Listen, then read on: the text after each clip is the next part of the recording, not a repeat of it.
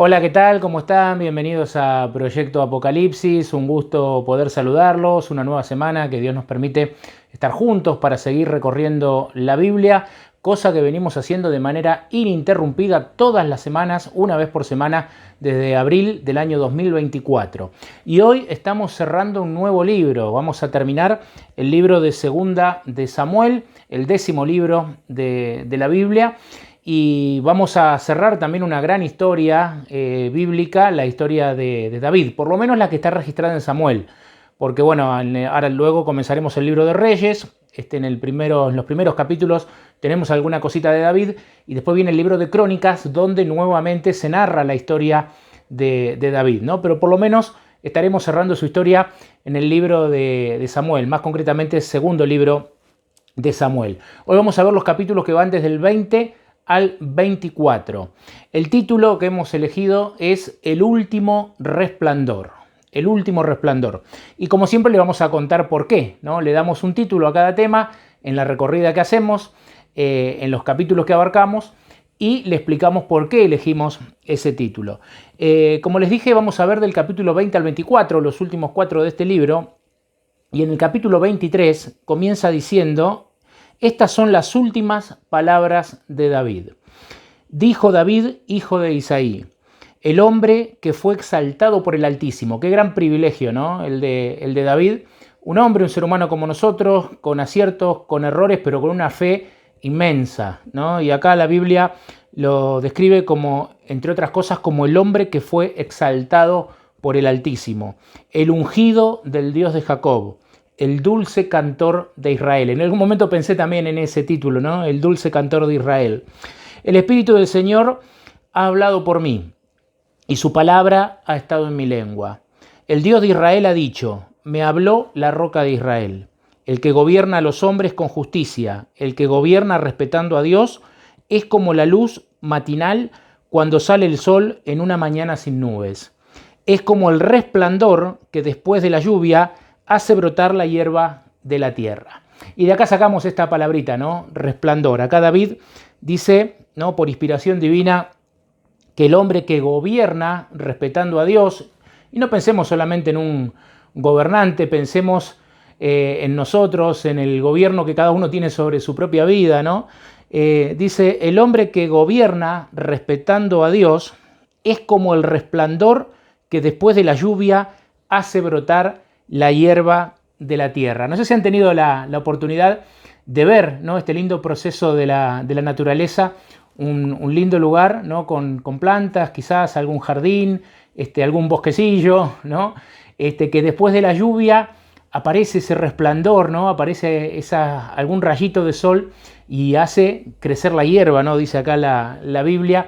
Bueno, a esto compara a aquel hombre que gobierna, ¿no?, dice, poniendo a Dios o respetando a Dios, ¿no? Aquel hombre que gobierna respetando a Dios. Y como les decía, podemos hacer la aplicación del gobierno que cada uno tiene que hacer de su vida, ¿no? Y qué diferencia si lo hacemos respetando a Dios, si lo hacemos buscando a Dios, si lo hacemos pidiéndole ayuda a Dios todos los días, o si lo hacemos solos, ¿no? Qué gran diferencia se hace en nuestra vida y en la de toda persona, el hecho de que lo hagamos con Dios o lo hagamos esto sin Dios.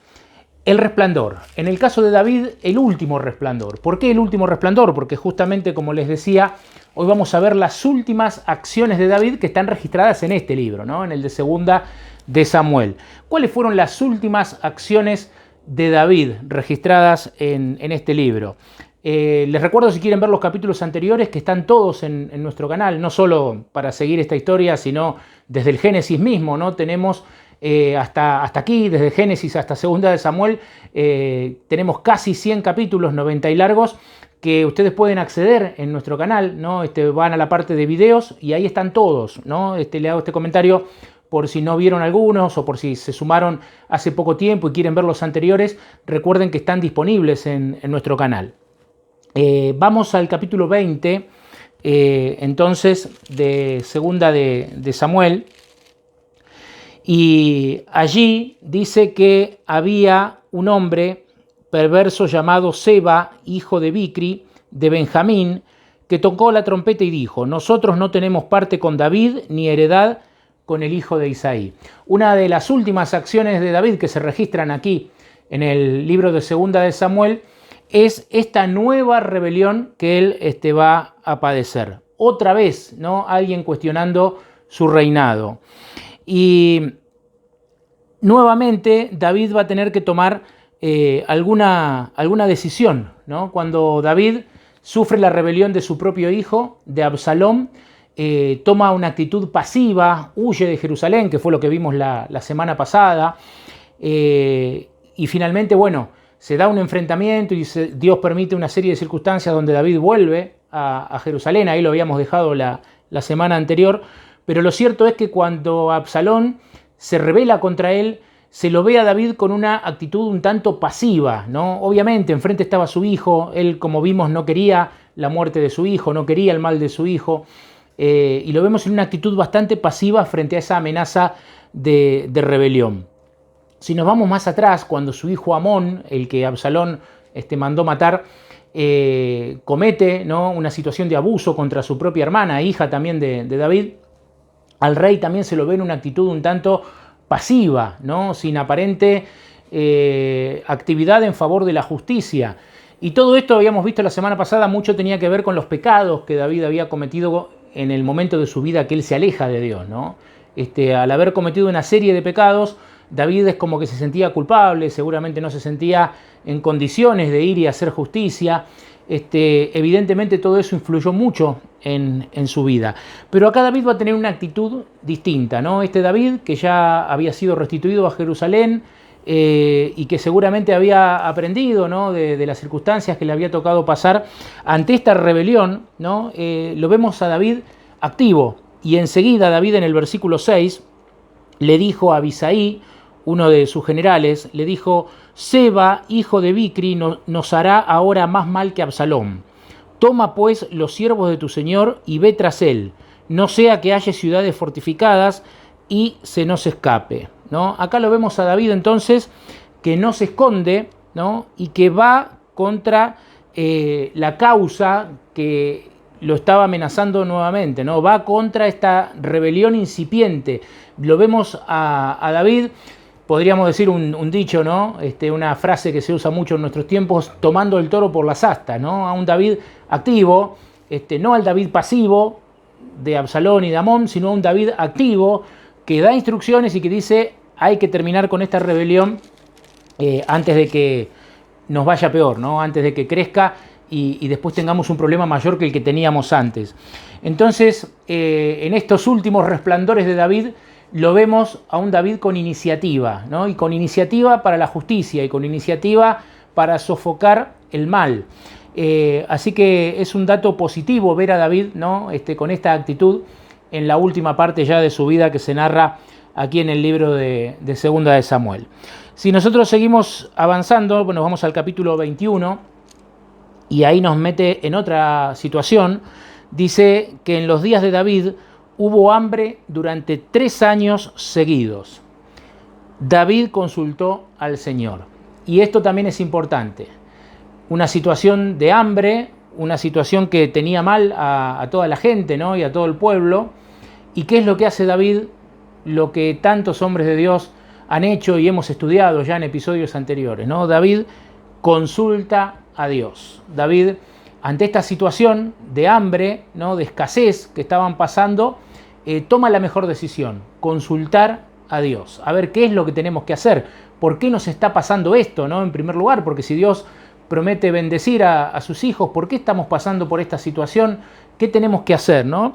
Y bueno, David consulta a Dios y la respuesta de Dios es que esta situación era por causa de Saúl, ¿no?, el anterior rey, por su casa que derramó sangre cuando mató a los gabaonitas.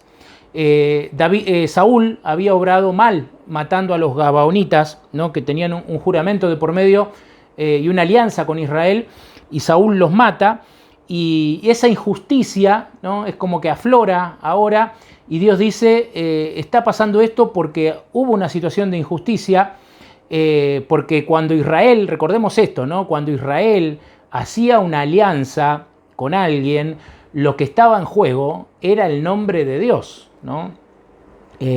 Un ejemplo no perfecto, pero que muchas veces nosotros no tenemos en cuenta, y lo digo no para que aprendamos y saquemos también alguna lección de esto. Cuando nosotros como cristianos, ¿no? Cuando nosotros que decimos que somos cristianos, hacemos un negocio con alguien, hacemos un acuerdo con alguien, si nosotros faltamos a nuestra palabra, si nosotros no somos honestos en el cumplimiento del acuerdo, la persona que no es creyente no solamente va a decir que nosotros fallamos, sino que también seguramente algo va a decir contra Dios. Bueno, en el caso de Israel, que era un pueblo en ese momento dirigido, ¿no?, directamente por la palabra de Dios, cuando ellos hacían una alianza, si no la cumplían, también se mancillaba el nombre de Dios, ¿no? Por eso se requería acá justicia. En ese pedido de justicia, los gabaonitas piden por la vida de descendientes de Saúl, ¿no? Y que era quien les había hecho ese mal. Y bueno, David va a conceder esto, pero en el versículo 7 dice que el rey perdonó a Mefiboset, hijo de Jonatán, hijo de Saúl, por el juramento del Señor que hubo entre David y Jonatán, hijo de Saúl, ¿no? Acá nuevamente David respetando esta promesa que le había hecho a su amigo Jonatán, pero también mostrando misericordia. ¿Y qué vemos en esta historia? Que después ustedes la pueden leer completa, como siempre digo, ¿no? Nosotros tenemos que ir rápido y apenas sacar algún comentario, alguna enseñanza, pero vale la pena leer después cada una de estas historias más profundamente.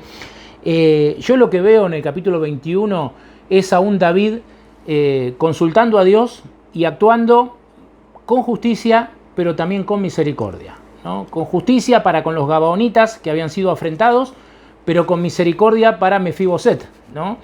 El descendiente de Jonatán y en definitiva también de Saúl. Justicia y misericordia. Si unimos esto con lo anterior, en este último resplandor del rey David, estas últimas acciones de David registradas por lo menos en este libro, vemos a un David tomando iniciativa para exterminar la rebelión y el mal. Vemos a un David buscando la justicia, buscando seguir el consejo de Dios. Y vemos a un David también practicando la misericordia, ¿no? Porque Dios es justo y Dios es misericordioso. La misericordia y la justicia no se apartan de Dios, forman parte de la esencia y del carácter de Dios, ¿no? La justicia y la misericordia, que siempre van juntas. Y que al ser humano tanto le cuesta, ¿no?, equilibrar eso de la manera en que Dios lo hace. Pero lo cierto es que acá en este último resplandor vemos a un David buscando la justicia y buscando también actuar con misericordia. En el versículo 15, siempre del capítulo 21, nos encontramos con otra situación. Dice: como los filisteos volvieron a hacer guerra a Israel, David y sus siervos descendieron y pelearon contra los filisteos y David se cansó. David puso en riesgo su vida en esa batalla, al punto que fue salvado, ¿no?, por uno de sus hombres de morir a manos de un gigante. Así narra aquí el relato. Pero creo que lo interesante que nosotros podemos sumar a esta lista del último resplandor, ¿no?, en la vida de David, es el hecho de que esta vez, ante la amenaza externa, ante la amenaza de un pueblo enemigo, David no se queda en la terraza, no se queda en la pasividad, sin hacer nada, ¿no?, descansando mientras sus soldados pelean, sino que ahora, inclusive un David más cansado, ¿no?, con el paso de los años, más agotado físicamente, este David había aprendido la lección, ¿no? Y no se queda en la terraza a ver qué podía mirar como cuando sucedió lo de Betsabé, sino que esta vez David va a la guerra, ¿no? Esta vez David va a la batalla con sus ejércitos, ¿no? Es cierto que esta decisión, hecha ya en un momento donde quizás sí, esta vez se tendría que haber quedado en un lugar más seguro, pero lo cierto es que esta decisión pone en riesgo de alguna manera su vida, es salvado, ¿no?, es protegido, pero también nos habla de un David que había aprendido la lección, ¿no?, y que estaba dispuesto a ir a la batalla con sus soldados contra los enemigos de Dios, ¿no? Así que creo que eso también lo podemos agregar en esta lista. En el capítulo 22 de Segunda de Samuel, habla de David, dice agradece a Dios, y hay lindos pasajes en los cuales David expresa su agradecimiento a Dios. Me gustaría compartir alguno con ustedes. El versículo 2 al 4, por ejemplo, dice: el Señor es mi roca, mi fortaleza y mi libertador. Dios mío, fortaleza mía, en Él confiaré. Mi escudo y el poder que me salva, mi fortaleza y mi alto refugio, mi Salvador, que me libra de la violencia. Invocaré al Señor, digno de ser alabado, y seré salvo de mis enemigos, ¿no? Con esta fe se pronunciaba David muchas veces, ¿no? Y acá está registrado en el capítulo 22. En el versículo 7 dice: en mi angustia invoqué al Señor, clamé a mi Dios, y desde su templo oyó mi voz. Mi clamor llegó a sus oídos. Hace acordar esto en muchos aspectos a los salmos, ¿no? La mayoría de los cuales fueron escritos por el rey David, y que en algún momento también nos tocará estudiar en este recorrido que hacemos por la Escritura. En el versículo 28 dice: tú salvas al pueblo humilde, pero tus ojos abaten a los altivos. En el 34 dice: él me da pies ligeros como de ciervo y me sostiene en las alturas, él adiestra mis manos. En el 36 dice: tú me diste el escudo de tu salvación y tu bondad me ha engrandecido. Y el 37 dice: ensanchaste el camino ante mis pasos, ¿no? Qué lindo el agradecimiento. Entonces podemos sumar a un David lleno de agradecimiento a esta lista del último resplandor, ¿no? ¿Cuáles fueron las últimas acciones de David? Ir en busca de la rebelión para terminar con ella, tomar la iniciativa, buscar la justicia, buscar la misericordia, pero también un David agradecido, sobre todas las cosas agradecido con Dios, ¿no? Y dispuesto a manifestar esa gratitud. Ojalá nosotros también podamos recordar todo lo que le debemos a Dios y podamos también ser agradecidos con Dios cada día, ¿no? Cada instante de nuestra vida. Luego viene el capítulo 23, con el cual nosotros iniciamos, ¿no? Que leímos al principio. Y en el 24, el último, nos vamos a encontrar con 2 puntos más que vamos a agregar a nuestra lista. Allí el capítulo 24 comienza con la narración siguiente, que está bajo el siguiente título: David manda censar al pueblo, ¿no? El versículo 2 dice que dijo el rey a Joab, general del ejército: recorre todas las tribus de Israel, desde Dan hasta Beerseba, y cuenta al pueblo para que yo sepa el número de la gente. Esto muchas veces era tomado como un pecado, ¿no? Porque era como una cuestión de orgullo por parte de algunos reyes de Israel, lo vamos a ver más adelante también en otros casos, donde en vez de confiar en Dios, querían contar a ver cuántos soldados tenían, cuántos hombres que podían empuñar una espada tenían, y era un poco como confiar en el hombre y dejar de apoyarse en Dios. Por eso muchas veces a Dios no le agradaba esto de los censos, ¿no? Salvo que Dios lo pidiera cuando era iniciativa de los reyes. Generalmente la Biblia dice que a Dios no le gustaba porque era como una confianza propia, ¿no? Por parte del rey que lo mandaba a hacer. Y bueno, esto evidentemente pasa con David, y en el versículo 10 dice: después que David hubo censado al pueblo, le remordió el corazón, y David dijo al Señor: he pecado gravemente por haber hecho esto. Ahora, Señor, te ruego que quites el pecado de tu siervo, porque obré muy neciamente. Y acá vemos a un David, ¿no? En el último tramo de su vida, en los últimos resplandores que él estaba dejando allí en medio de su pueblo, un David dispuesto a confesar su pecado, ¿no? Un David dispuesto a confesar cuando se equivocaba. Un David dispuesto a reconocer. ¿Cuánto nos cuesta esto a nosotros, los seres humanos, ¿no? Reconocer cuando obramos mal, reconocer cuando hacemos algo equivocadamente. Muchas veces nos precipitamos a tomar alguna decisión o alguna acción de nuestra parte, obramos mal, enseguida nos damos cuenta que hicimos mal, ¿no? Hay una vocecita que es en realidad la voz del Espíritu Santo, ¿no? Hablando en nuestra conciencia, que nos dice que hicimos mal, pero hay que luchar a veces contra el orgullo, ¿no? Porque no es fácil a veces confesar y decir sí, hice mal, y mucho menos si tenemos que ir a pedirle perdón a otra persona, ¿no? Por el mal que hemos hecho. Sin embargo, acá vemos la sencillez y la humildad de David, ¿no? Este rey que a estas alturas, ¿no? Ya de su vida, de su reinado, diríamos, no se le cayeron los anillos, ¿no? Por tener que una vez más confesar y decir: Señor, me equivoqué, perdóname, aceptar el castigo después que Dios le iba a imponer, si ustedes leen ahí en el relato, el cual David deja en manos de Dios, sabiendo que Dios iba a disponer lo mejor para él. Pero qué importante poder reconocer y poder confesar, ¿no? Y no dar rienda suelta al orgullo, que justamente lo que hace el orgullo es no llevarnos a la confesión, no llevarnos al arrepentimiento, hacer que nos quedemos en nuestro mal proceder, y ese es el único pecado que Dios no puede perdonar, ¿no? Porque la Biblia es clara, el único pecado que Dios no puede perdonar es el que no confesamos, ¿no? Si nosotros confesamos, Él es fiel y justo para perdonar nuestros pecados y limpiarnos de toda maldad, ¿no? Dice la Biblia. Pero si no confesamos, el mal permanece en nosotros, y eso es lo que Dios no quiere. Dios no quiere que el mal permanezca, ¿no? Todos erramos, todos nos equivocamos.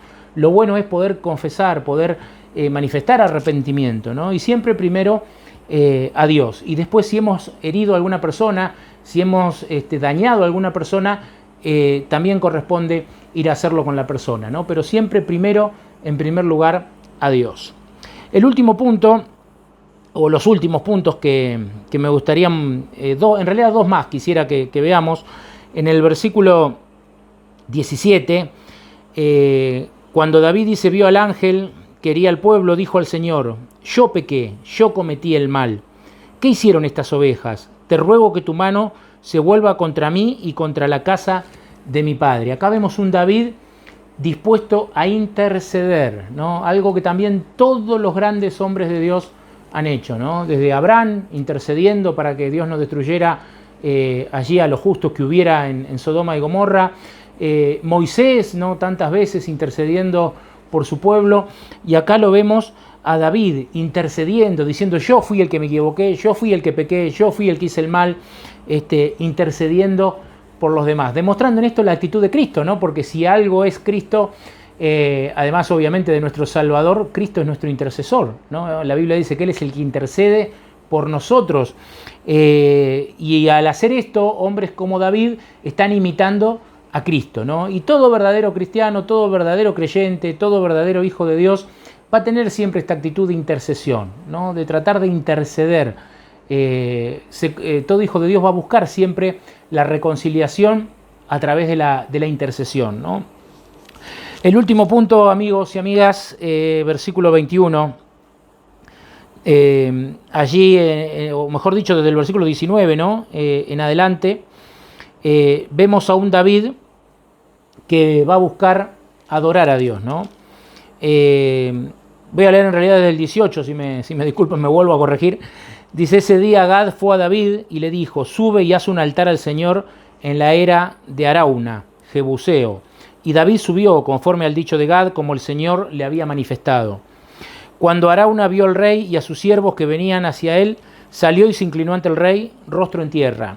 Arauna preguntó, ¿por qué viene mi señor al rey, su siervo? Y David dijo, para comprarte la era y edificar un altar al Señor a fin de que cese la mortandad en el pueblo.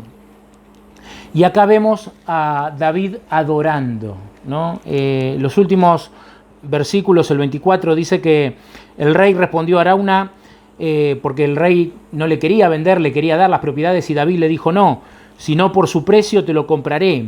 No ofreceré al Señor mi Dios holocaustos que no me cuesten nada.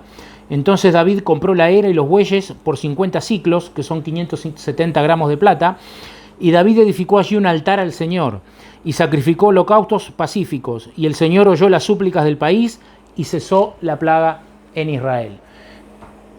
El último de los últimos resplandores, ¿no? ¿Cuál fue la última acción de David que se narra aquí en el libro de Segunda de Samuel? La última acción de David fue la de interceder por su pueblo, hacerlo en oración y adorar, ¿no? Buscar un lugar donde levantar un altar, hacer sacrificios y adorar a Dios. Estas son las últimas acciones de este hombre.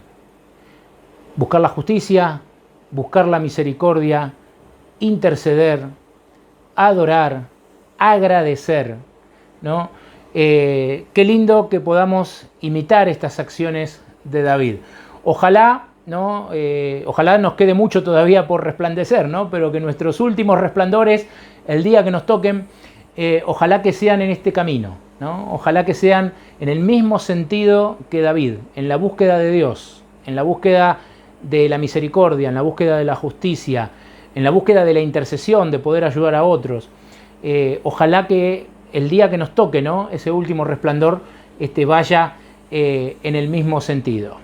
Que Dios los bendiga, que tengan una muy bonita semana. La semana que viene estaremos comenzando un nuevo libro, acercándonos ya mucho al episodio número 100 de Proyecto Apocalipsis. Si no me equivoco, creo que estaremos en el episodio 99 ya, ¿no? La semana que viene. Y vamos a iniciar un nuevo libro, el libro de Reyes. Así que los invitamos a que nos sigan acompañando, que sigan compartiendo los videos. Aprovecho para agradecerles porque sé que muchos de ustedes lo hacen y nos ayudan mucho a poder llegar con este mensaje cada vez a mayor cantidad de personas. Que Dios los bendiga y que tengan una muy bonita semana.